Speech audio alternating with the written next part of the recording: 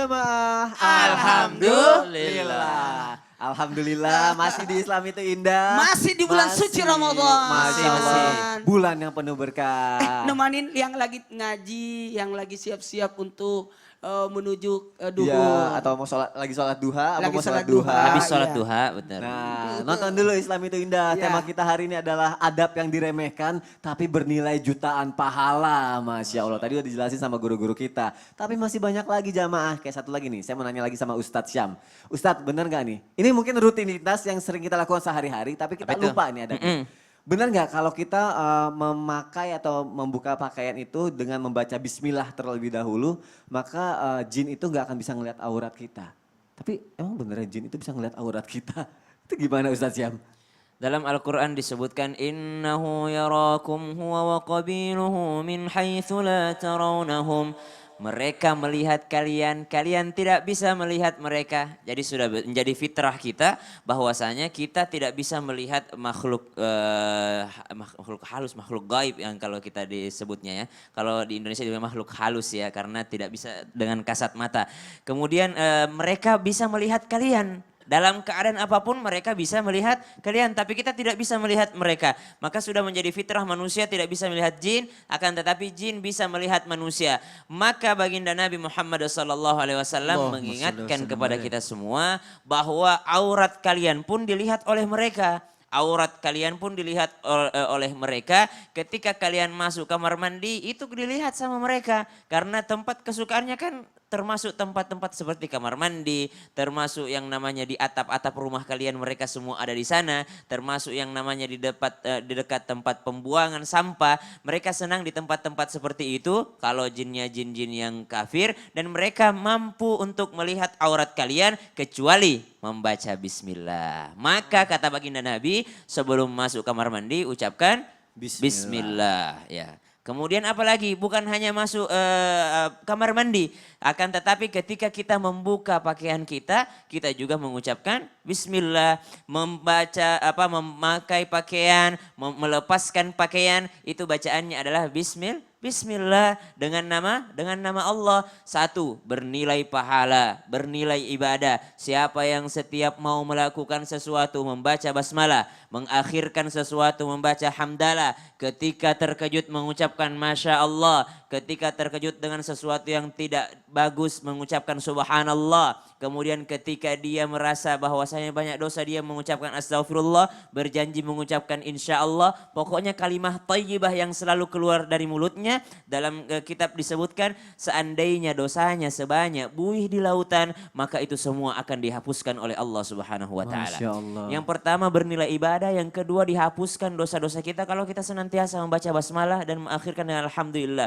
Kemudian banyak doa kan yang diajarkan baginda Nabi ketika membaca masuk kamar mandi, Allahumma inni a'udzubika minal khubuthi wal khaba'ith. Kenapa kita membaca itu? Ya Allah, aku berlindung kepadamu, inni a'udzubika. Sungguh aku memohon perlindunganmu ya Allah, minal khubuthi, dari jin laki-laki, wal khaba'ith, dan jin perempuan gitu, dan segala bentuk jin. Kita ternyata meminta perlindungan. Salah satu meminta perlindungannya, meminta perlindungan supaya mereka nggak lihat aurat kita.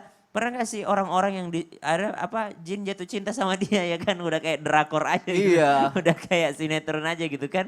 Jadi ada jin yang jatuh cinta sama dia, dia pun akhirnya cinta sama jin itu. Waduh. Akhirnya merasa merasa senang sendiri, mudah-mudahan bukan saya nanti yang kena ini kan. Karena dicintai oleh jin gitu kan.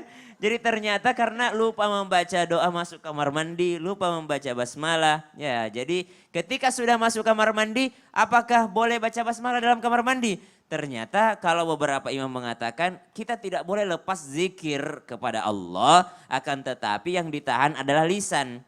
Yang ditahan adalah lisan kita. Kan ada juga orang, kan kita buka bajunya itu bukan di luar kamar mandi. Ya. Kita kan buka bajunya sudah di dalam. Iya. Jadi bagaimana kalau kita sudah di dalam, baru mau bukanya, kan ada toilet. Katanya nggak boleh berzikir kalau ada toilet. Bukan nggak boleh berzikir, tapi lisan ini yang ditahan untuk berzikir. Hatinya tetap Berzikir. Oh, kalau dalam hati nggak apa-apa Dalam ya? hatinya nggak apa-apa. Menurut banyak riwayat, banyak imam, mayoritas imam mengatakan kalau hati itu tetap tersambung kepada Allah Subhanahu wa taala. Ketika sudah masuk kamar mandi, lisannya dia tahan untuk tidak mengucapkan basmalah, akan tetapi hatinya tetap mengingat Allah Subhanahu wa taala. Karena udah dalam kamar mandi. Jangan dalam kamar mandi karena baru dengar tentang pelajaran ini, Mama, ternyata ada sunnah Nabi. Apa itu? Pokoknya dengar entar adik kalau udah masuk kamar mandi.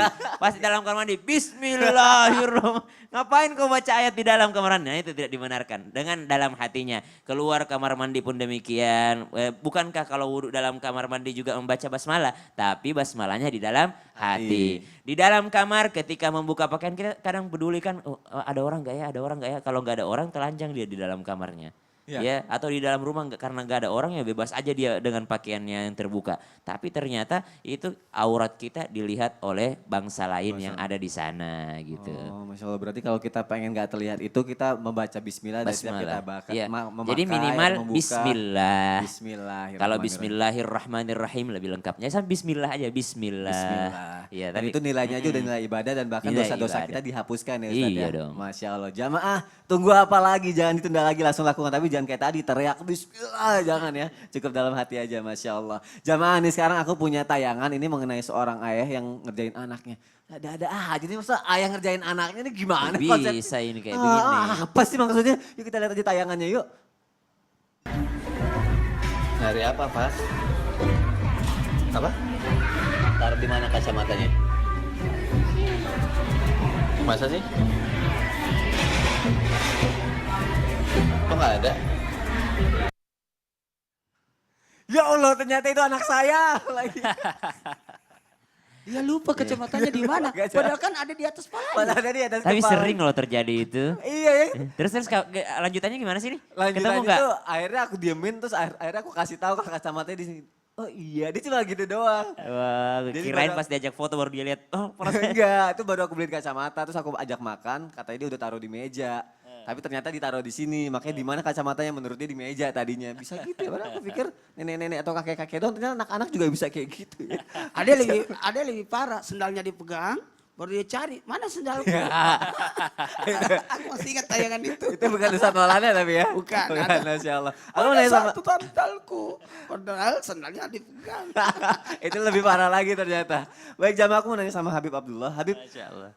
mungkin banyak orang yang ngerjain orang gitu ya, bisa Nah. dibilang kayak gitu. Atau dianggap bercanda-bercandaan lah. Jahil lah, jahil. Jahil lah, jahil bagi seorang muslim dan muslimah itu sebenarnya boleh gak sih jahil atau bercanda seperti itu? Atau mungkin kasusnya kalau misalnya dia sudah bercandain orang atau jahil sama orang, tapi orang itu sudah memaafkan atau orang itu sudah ikhlas, nah itu kita masih dosa apa enggak, Bib? Nah. Ini kalau boleh saya sampaikan terkait bercanda. Ya. Karena manusia ini nggak luput dari bercanda. Apa sih candaan itu? Candaan itu adalah fungsinya untuk melepas stres. Karena kadang-kadang mohon maaf kita lagi taklim gini khususnya ya, lagi dengerin kajian-kajian dan lain sebagainya. Kadang-kadang ada guru-guru yang menyampaikannya dengan bercanda. Tujuannya apa? Tujuannya biar refleks, biar nyantai, biar ilmu yang kita serap itu masuk. Terkadang juga kayak ada beberapa kajian-kajian juga yang kami belajar di Tarim dan lain sebagainya itu dimasukinnya dengan gaya yang santai. Ada disebutnya rohah, ini bulan Ramadan biasanya ada rohah. Rohah itu disebutnya santai, karena apa? Karena penjelasannya dengan santai agar ilmu itu masuk ke kita. Dan begitu juga candaannya baginda Nabi Muhammad Sallallahu Alaihi Wasallam. Jadi candaannya Nabi itu kalau dideskripsikan oleh para alim ulama bahwa candaannya tidak merendahkan martabat orang yang diajak bercanda. Jadi orang yang dicandain Nabi itu enggak merasa direndahkan, enggak. Tapi justru merasa senang dengan apa yang disampaikan oleh baginda Rasulullah Sallallahu Alaihi Wasallam. Dan juga candaannya baginda Nabi Muhammad Sallallahu Alaihi Wasallam itu syarat akan ilmu. Ilmu pengetahuan luar biasa. Candaannya Rasulullah membuat seseorang itu makin bertambah ilmu. Nah diantaranya apa? Di antaranya ketika Rasulullah SAW didatangi oleh seorang nenek tua. Nah, ini ceritanya ma'ruf mungkin. Ketika itu nenek itu bertanya kepada Rasulullah, ya Rasulullah, apakah aku ini akan masuk ke dalam surga? Kayaknya Ustadz Maulana pinter kalau suara-suara. apakah aku bisa masuk surga? Nah, tuh neneknya udah nanya tuh, terus gimana? Nah, akhirnya kata baginda Nabi Muhammad SAW, wahai nenek, nanti di surga nggak ada nenek-nenek. Ya. Itu nenek tertegun nangis. Gimana nangisnya Ustaz? Ini yang di rumah pasti pada ketawa juga gitu. Iya. Akhirnya begitu baginda Rasulullah SAW, apakah Nabi tega? Enggak, Nabi bukan tega terhadap orang ini. Akhirnya Nabi ngomong bahwa wahai nenek, nanti di surga nggak ada lagi yang wajahnya keriput. Orang di surga semuanya dibalikan mudah kembali oleh Allah Subhanahu wa Ta'ala. Begitupun Rasulullah SAW juga bercanda dengan keluarganya. Kayak Mas Soni tadi bercanda dengan keluarganya, baginda Rasulullah SAW juga bercanda sama Sayyidatuna Aisyah. Ini lagunya lagi viral ya, Sayyidatuna Aisyah. Nah Masya Allah, ini Sayyidatuna Aisyah ketika bercanda dengan Nabi Muhammad SAW, beliau itu diajak lomba lari sama baginda Rasulullah SAW. Waktu itu Sayyidina Aisyah melampaui Nabi atau menang. Larinya mendahului baginda Nabi Muhammad SAW. Dan ketika sudah berangsur tahun, Sayyidina Aisyah agak lebih gemuk dari Rasulullah. Akhirnya Rasulullah SAW itu lebih cepat larinya daripada Sayyidatuna Aisyah. Bahkan menang ataupun melampaui daripada Sayyidatuna Aisyah. Apa kata Rasulullah? Ini pembalasan kekalahanku yang dulu, kata Sallallahu Alaihi Wasallam. Bahkan kalau orang-orang kumpul sama Rasulullah ini, sebagaimana disebutkan oleh para a'immah, man ra'ahu badi'atan habah. Barang siapa yang duduk pertama kali ngelihat Rasulullah, ada sahabat datang ngelihat Rasulullah, pertama kali dia pasti akan kaku. Saking apa? Saking berwibawanya baginda Nabi Muhammad SAW. Sampai-sampai ada orang Arab Badui yang datang menemui Nabi Muhammad SAW, nggak bisa ngomong apa-apa. Karena apa? Karena saking terperangah akan wibawanya baginda Nabi Muhammad SAW. Tapi waman khalatahu ma'rifatan ahabbah. Barang siapa yang sudah kenal dekat sama baginda Nabi Muhammad SAW, maka baginda Rasulullah SAW akan sangat dicintai. Orang tidak bakal takut lagi sama Rasulullah SAW. Akan sangat cinta dan kasih sayang kepada baginda Nabi Muhammad SAW. Begitu juga Rasulullah SAW ketika duduk bersama para sahabatnya, yukrim julasa'ah. Nabi Muhammad SAW memuliakan orang-orang yang duduk bersama Rasulullah SAW. Sehingga apa? Sehingga majelisnya menjadi sangat wibawa. Bahkan diceritakan bahwa para sahabat ketika mendengarkan daripada kalimat-kalimat yang diuntaikan di dalam sabdanya baginda Rasulullah SAW, itu seakan-akan ada burung yang bertengger di kepala mereka. Saking khusyuknya mereka mendengarkan daripada apa yang disampaikan oleh baginda Nabi Muhammad SAW. Bahkan yang kayak begitu kita udah kebayang nih Ustaz, kira-kira gimana berwibawanya Rasulullah SAW di hadapan para sahabatnya. Tapi Rasulullah SAW tetap santai, tetap bercanda dengan mereka, tetap memberikan kemuliaan-kemuliaan dan tidak merendahkan daripada martabat-martabat para sahabatnya yang duduk bersamanya. Dan juga di antara pelajaran yang kita petik di sini bahwa candaannya baginda Nabi Muhammad SAW itu tidak ada dusta di dalamnya. Oh, tidak ada dusta di dalamnya. Berarti bisa Kan ada juga kan kadang-kala membuat orang tertawa dengan menceritakan sesuatu yang tidak yang bohong sebenarnya ya. bohong. Dibuat-buat. Saya itu, aduh, bikin orang ketawa. Tapi nggak baik gitu ya. Baik. Berarti Harusnya sebenarnya kalau mau canda yang ibaratnya betul tadi yang ada ilmunya. ada ya. ilmunya. Berarti boleh bercanda tapi tidak menjatuhkan orang lain, Ya. tidak berbohong juga. Tapi kalau misalnya udah terlanjur bercanda tapi nyakitin orang nih. Tapi orang itu udah maafin dan udah ikhlas lah. Itu kita tetap dosa gak sih ya? Sebaiknya kita lebih aman, kita tetap minta maaf. Tetap minta maaf pada Biar Allah. apa? Takutnya kita kelihatannya enggak, tapi kan kita enggak tahu apa yang ada di dalam hatinya. Masya Allah, berarti kita tetap minta maaf ya. Masya Allah. Lagi bulan Ramadan nih.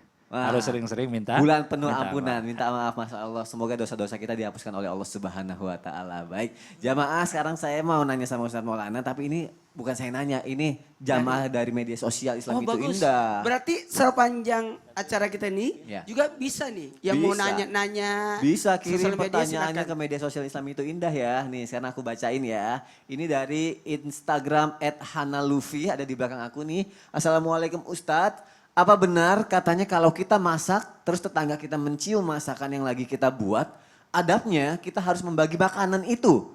Terus kalau saya suka posting masakan saya, terus tetangga saya lihat, terus dia komen. Saya juga harus membaginya Ustadz. Tapi kalau ngepas untuk keluarga di rumah itu gimana Ustadz? Gimana nih Ustadz nih ke pertanyaan-pertanyaan kayak gini nih? Nih menarik sekali pas bulan suci Ramadan enaknya ini berbagi makanan. Berbagi Karena makanan. orang pada masak semua di rumah. Kira-kira ini ada tuh yang tidak pulang kampung, anak yang tidak mudik, anak kos-kosan tidak mudik, nggak ada makanannya, kirimin tuh. Namanya Ustaz Sam. Ustaz ya. Kirimin atau siapakah? Gitu. Udah dapat banyak Ustadz Syam katanya tiap hari. Tetangga aku juga lagi nggak masak deh kayaknya. Ya nggak ada yang ngirim dong. Mohon izin, ada orang nanti sebelum saya bahas ini, ada orang nanti disiksa di hari kemudian dengan ditusuk hidungnya. Kalau ditusuk matanya kira-kira? Buta. Nggak, Oh. dosanya karena apa? Nah, Karena melihat yang diharamkan Oh, ya. iya, namanya yang diharamkan. Kalau telinga karena Karena mendengarkan mendengar. yang diharamkan. Kalau mulut berbicara yang diharamkan. Kalau hidung kira-kira apa? Apa tuh ya? Tuh. Mengendus. Kenapa ya? Itu pertanyaan. Kenapa ada di hari kemudian di neraka hidungnya ditusuk? Karena masakannya dicium oleh tetangganya kemudian dia tidak bagi. Waduh. Jadi dosa ya. Hati-hati, hati-hati. Tidak boleh tercium, terdengar makanan yang kita makan lantas kita tidak bagi. Jadi kalau mau makan, misalkan kita banyak seperti ini, sebaiknya mungkin kita gini, ada ibaratnya basa-basi lah. Basa-basi. Atau memang kalau memang mau makan di tempat banyak, itu aduh ya Allah harusnya kita mempersiapkan untuk bisa berbagi. Nah, mohon izin tanpa menggurui hanya sekadar mengingatkan, orang yang membagi makanan sebenarnya apalagi tetangga itu menumbuhkan rasa cinta kasih dan menambah kecintaan. Saya rasa tetangganya akan mencintainya kalau suka berbagi. Saya yakin. Itu karena ingat ada tiga tetangga. Ada tetangga yang punya satu hak, ada tetangga yang punya dua hak, ada tetangga yang punya tiga hak. Tetangga yang punya satu hak karena dia tetangga kita walaupun dia beda agama. Tetangga yang beda agama itu haknya untuk dibantu, haknya untuk diberi. Tidak ada urusan apakah dia seagama dengan kita, apakah dia sahur atau tidak. Tetap kita kasih. Tetap kasih. Enggak usah kasih, dia enggak puasa. Justru makanan yang aduh ya Allah, ini makanan enggak sempat dimakan tadi malam, minta disahur. Aduh kalau disimpan sampai sore basi. Iya. Mending kasih tetangga yang non muslim. Ah. Kan kita enak di Indonesia ini karena ada beragam agama kan. Yang kedua, tetangga yang punya dua hak. Dia tetangga kita dan dia muslim. Berarti ada haknya sebagai tetangga. Yang paling itu tetangga itu yang paling dekat dengan pintu rumah kita. Ya. Ini sebelah-sebelahan Kalau ya. dia minta tolong kita harus wajib bantu. Sekalipun dia beda agama. Kemudian ada tetangga yang dia muslim. Berarti double kewajiban kita kepadanya. Haknya sebagai tetangga dan haknya sebagai muslim. Bukankah haknya sebagai muslim itu menjawab salam, mendoakan orang bersin, kemudian membesuk orang sakit dan sebagainya. Yang ketiga, haknya sebagai apa? Tetangga muslim dan dia ternyata ada hubungan keluarga dengan kita. Wah. Nah itu, kita bertetangga dengan saudara. Itu penting itu. Saya sih membayangkan bikin perumahan keluarga saya Keluarga semua. Oh haknya banyak lagi dibagi Ustaz. Semua. Dan itu. Dan kemudian mohon maaf tanpa menyakiti perasaan makanya banyak yang pengen mudik. Tapi kalau saya rasa tahun ini kita tidak mudik, tidak mengurangi silaturahmi kita. Karena kita bisa mentransfer. Ya. Jamaah. Yeay. Oh jamaah. Ingat menyakiti tetangga itu dengan cara apa? Bau masakan. Ingat hati-hati. Saya pinjam kata-kata ini. Salah satu penyebab Nabi Yakub buta karena pernah tertawa terbahak-bahak ketawa keluarganya makan di saat beliau tidak tahu bahwa ternyata tetangganya ada yang kelaparan. Ya, ini sebagian riwayat mengatakan Nabi Yakub ketawa bersama anak-anaknya waktu makan sementara ada yang Masih kelaparan. tapi beliau tidak tahu ya kalau ada tetangganya. Jadi jangan sampai tetangga kita hatinya hancur. Maaf ya. Kenapa dia mencium? Itu sebenarnya bukan rasanya. Kalau dicium enak kan, enak banget. Sebenarnya enak yang dicium tapi hatinya hancur. Pelit banget. Wah dikirimin gitu ya. Nah berarti alangkah baiknya kalau kita punya masakan apalagi asapnya sampai ke sana kecium Iya. harus kita bagi. Zaman ada di rumah tuh ingat langsung dilakuin ya. Dan aku lagi mau ngingetin satu lagi nih. Pokoknya selama Ramadan nih setiap sore mau buka puasa. Ustaz tahu nggak ada apa? Ada keluarganya Habib Usman. Nah, Namanya Emin Love apa? Ramadan I'm in love. Tuh, Ramadan I'm in love setiap hari. Jangan lupa nonton ya jamaah. Kalau gitu jangan kemana-mana, tetap di Islam itu indah. Jamaah, oh jamaah. Alhamdulillah.